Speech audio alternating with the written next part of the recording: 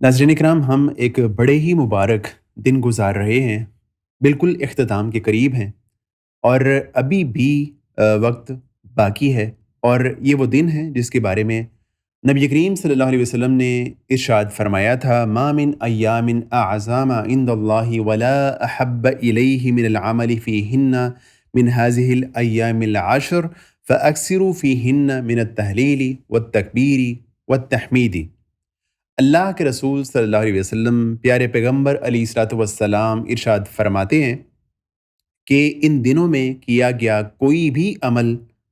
बाकी पूरे साल में किए गए अमल से अल्लाह ताला के यहाँ सबसे ज़्यादा मुअज़्ज़ज़ है। तो अल्लाह के रसूल अलैहिस्सलातु वस्सलाम साथ ही इरशाद फरमाते हैं कि इनमें तुम बकसरत अल्लाह ताला की हम्द बयान करो, तकबीर करो और अल्लाह ताला की तहमीद जो है वो बयान करो, अल्हम्दुलिल्लाह कहो, अल्लाह अकबर कहो, ला इलाहा इल्लल्लाह कहो और अल्हम्दुलिल्लाह कहो। तो ये बकसरत हमें इन दिनों में कहना चाहिए। उसके अलावा जो तकबीरात के अल्फाज साबित हैं अहादीस मुबारका से, अल्लाहु अकबर, ला इलाहा इल्लल्लाह अल्लाहु अकबर वलिल्लाहिल हम्द। ये भी अल्फाज ऐसे हैं कि जो अहादीस से साबित हैं और इनको बकसरत इन दिनों में कहना चाहिए। अभी भी कुछ टाइम बाकी है। उसके अलावा नाज़रीन किराम, जो अभी ईद के अय्याम चल रहे हैं, अय्याम तशरीक चल रहे हैं, इनमें भी सहाबा किराम के अमल से ये बात साबित होती है कि सहाबा किराम एक तो उमूमी जो है वो तकबीरात कहा करते थे। उसके अलावा इन दिनों में नमाज़ों के बाद भी तकबीरात कही जाती थीं। और 10 ज़ुल्हज को, 11 को, 12 को, 13 को असर की नमाज तक, नमाज के बाद तकबीरात कहना, बुलंद आवाज़ से पढ़ना सहाबा किराम के अमल से साबित है। और इसी बुनियाद पे कई उलमा ने, शेख सालिह अल उसैमीन और दीगर बहुत सारे अरब उलमा ने, पाकिस्तानी उलमा ने इस बात का फ़तवा दिया है कि एक बंदे को इन दिनों में नमाज़ों के साथ भी तकबीरात का एहतमाम करना चाहिए है। तो अभी भी जो है वो हमारे पास वक्त बाकी है, हम इससे फ़ायदा उठा सकते हैं। उसके अलावा नाज़रीन किराम, जो ईद का दिन है उसके हवाले से भी बतौर मुसलमान हमें कई काम करने चाहिए, उनका एहतमाम करना चाहिए। उनमें से सबसे जो पहला काम है करने का, वो ये है कि हस्बे इस्तिताअत एक बंदे को साफ़ सुथरे कपड़े पहनने चाहिए, मिसवाक का एहतमाम करना चाहिए, अगर खुशबू मैसर हो तो वो लगानी चाहिए। ये एक मुसलमान को एहतमाम करना चाहिए। उसके बाद जो अगला काम करने का है वो ये है कि नबी करीम सल्लल्लाहु अलैहि वसल्लम का मामूल था कि अल्लाह के रसूल अलैहिस्सलातु वस्सलाम जब ईद उल फितर के रोज़ घर से निकलते ईद के लिए, तो अल्लाह के रसूल सल्लल्लाहु अलैहि वसल्लम जो है वो खजूरें खा के, ताक अदद में खजूरें खा के घर से निकलते थे। और उसके अलावा अल्लाह के रसूल अलैहिस्सलातु वस्सलाम का, प्यारे पैगंबर का मामूल था ईद उल अज़हा के मौके पे कि अल्लाह के रसूल सल्लल्लाहु अलैहि वसल्लम कुछ भी घर से खा के नहीं निकलते थे। और जब अल्लाह के रसूल सल्लल्लाहु अलैहि वसल्लम वापस लौटते तो उसके बाद जो है वो बाज़ रिवायात के मुताबिक आप कुर्बानी की गोश्त के साथ जो है वो कोई चीज़ खा के इब्तिदा किया करते थे। तो ये बात भी अहादीस से साबित है कि हमें चूँकि ईद उल अज़हा है, तो हमें ईद उल अज़हा के मौके पे कुछ खाए बगैर जो है वो ईद पे जाना चाहिए और वापस आके जो है वो किसी चीज़ के खाने का एहतमाम करना चाहिए। उसके अलावा नाज़रीन किराम, अगला अगला काम जो करने का है वो ये है कि जब एक बंदा ईदगाह में जाए, तो उसको चाहिए कि वो पैदल ईदगाह की तरफ जाए। और अगर कोई उज़र हो, मिसाल के तौर पे जो ईदगाह है वो दूर है और वहाँ पे सवारी के बगैर नहीं जाया जा सकता, तो इस सूरत में सवारी पे जाया जा सकता है। अदरवाइज़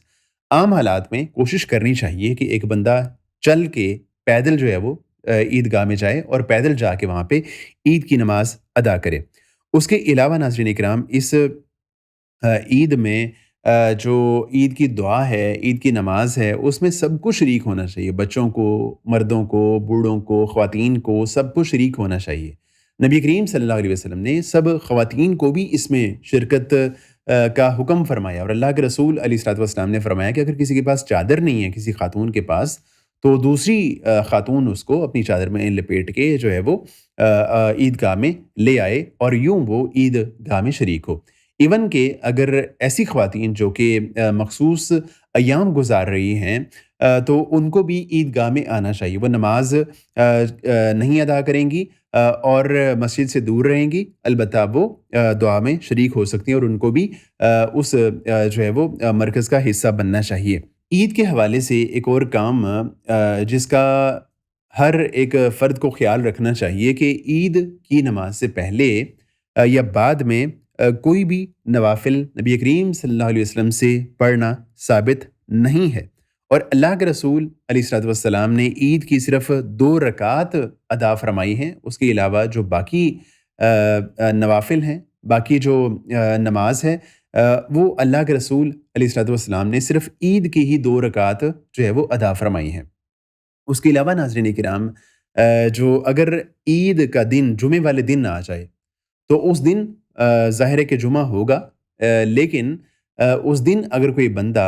جمعے کی نماز یا جمعے کا خطبہ سننا چاہے تو وہ سن سکتا ہے، جمعے میں شریک ہو سکتا ہے، اور اگر وہ چاہے کہ ظہر کی نماز ادا کرے اور جمعہ نہ پڑھے تو اس کی بھی اجازت موجود ہے۔ عام حالات میں ظاہر ہے کہ ایسا نہیں ہوتا، ایک بندہ جمعے کو پائے اس کے لیے لازمی ہوتا ہے کہ وہ جمعے کو ادا کرے، لیکن عید کے روز اگر جمعہ آ جائے، جس طرح کہ اس سال جو مڈل ایسٹ ہے، سعودی عرب کے علاقے ہیں، وہاں پہ جمعے والے دن عید ہوگی، تو وہاں پہ وہاں کے رہنے والے لوگ جو عید کا خطبہ سنیں گے، اس کے بعد ان کے لیے اجازت ہے، ان کے لیے پرمیشن ہے، ان کے لیے آپشن ہے، چاہے تو وہ جمعے کا خطبہ پڑھیں اور چاہے تو وہ جمعے کا خطبہ نہ پڑھیں۔ اس کے علاوہ ناظرین کرام، عید کے حوالے سے ایک بات جس کا اہتمام کرنا ضروری ہے کہ جب ایک بندہ عید کی نماز کے لیے جائے تو اس کو راستہ بدلنا چاہیے۔ جاتے ہوئے جس راستے سے گیا ہے، واپسی پہ اس کو راستہ بدل کے واپس اپنے گھر لوٹنا چاہیے۔ یہ بھی جو ہے وہ عید کی مختلف سنتوں میں سے ایک یہ بھی بات شامل ہے۔ اس کے علاوہ ناظرین کرام، ایک آخری بات، ویسے تو بہت ساری جو ہے وہ عید کے حوالے سے احکامات موجود ہیں، لیکن ان کے حوالے سے خاص خاص چیزیں ان کا تذکرہ میں آپ کے سامنے رکھ رہا ہوں۔ آخری بات یہ ہے کہ عید کی جو نماز ہے کوشش کرنی چاہیے کہ وہ کھلے میدان میں ادا کی جائے، اور نبی کریم صلی اللہ علیہ وسلم بھی بجائے اس کے کہ مسجد نبوی میں نماز ادا کرتے، نبی کریم صلی اللہ علیہ وسلم اور صحابہ کرام جو عید کی نماز ہوتی تھی وہ کھلے میدان میں ادا کی جاتی تھی، اور اگر کوئی عذر نہ ہو، کوئی وجہ نہ ہو تو کوشش کرنی چاہیے کہ کھلے میدان میں نماز عید ادا کی جائے۔ اللہ تعالیٰ سے دعا ہے کہ اللہ تعالیٰ ہمارے جو نیک اعمال ہیں ان کو اپنی بارگاہ میں قبول کرے، اور عید کی خوشیاں اچھی طرح سیلیبریٹ کرنے کی اور اس طرح سیلیبریٹ کرنے کی ہمیں توفیق دے جس طرح کہ اللہ تعالیٰ چاہتے ہیں۔